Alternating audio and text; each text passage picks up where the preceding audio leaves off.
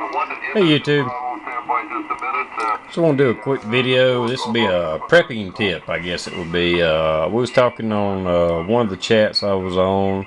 To be honest, I forget which one it was now, but anyhow, we got to talking about communications and stuff, and I suggested a ham radio. Whether or not you have a ham license, you can pick up one of these old ham radios, like this one's from the 70s.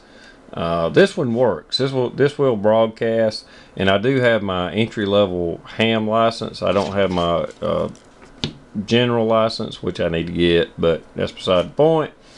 This was the first one I bought, which, as you can see, they're pretty much the same radio. This is just a little bit older one. This one would put out on AM, but not USB or LSB, which doesn't matter if you don't know ham. Don't even worry about what I'm saying. But it would receive. I actually, when I first started listening to stations, I actually strung up a wire in my house and listened to people talk on this radio from states away. And same thing with this one. I went ahead and got one that would, you don't have to invest the money that I have into tuners and, you know, all that kind of stuff. You can get this basic radio, not necessarily this one, but just a basic radio. If you can kind of, as long as they guarantee it that it comes on and receives, they listen to stations, that's all you really need in a shit hit the fan situation, or at least minimum. And you can get these for less than $200. Because usually what happens to a ham radio is something that happened to the drive that makes it transmit. It will still receive, but from what I understand, it may not transmit. So it could still be a valuable tool if the shit hit the fan to find out what's going on.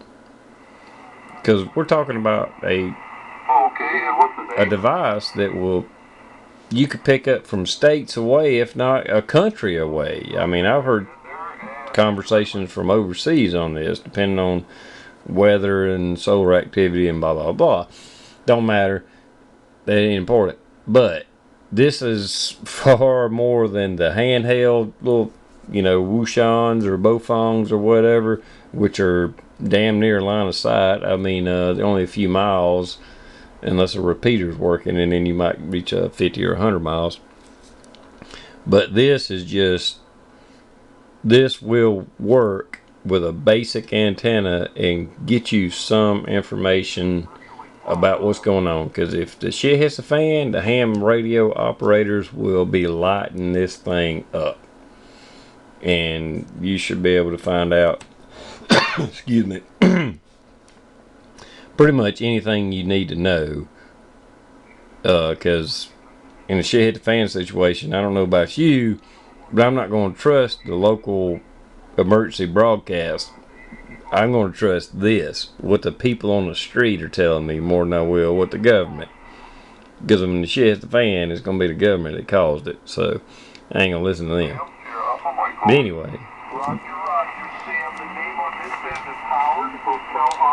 and you need to get it now so you can learn how to operate it, so you won't be in that situation trying to figure out how it works. You already know how it works, especially with one of these old ones, because you'll have to do a lot of tuning and figuring out. Let's see, I may not have this one pulled in too good, but oh, they quit talking. Great.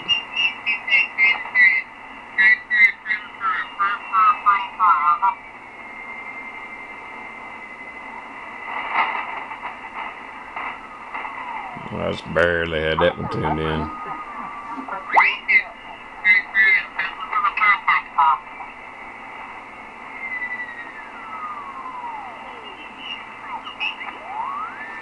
Well, here we go.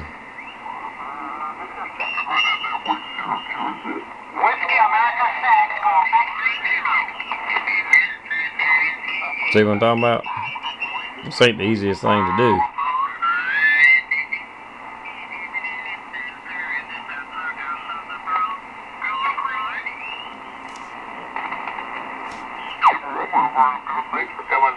There we go. See there? It takes a little finagling to get to where you can understand what they're saying.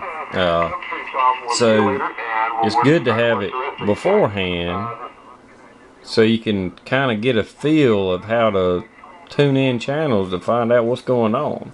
So anyway, so you guys just BS and I don't know what they're talking about. But anyway, just a little prepper tip, and talk to you later, YouTube. Don't forget the ham radios. Very important prepper item to have.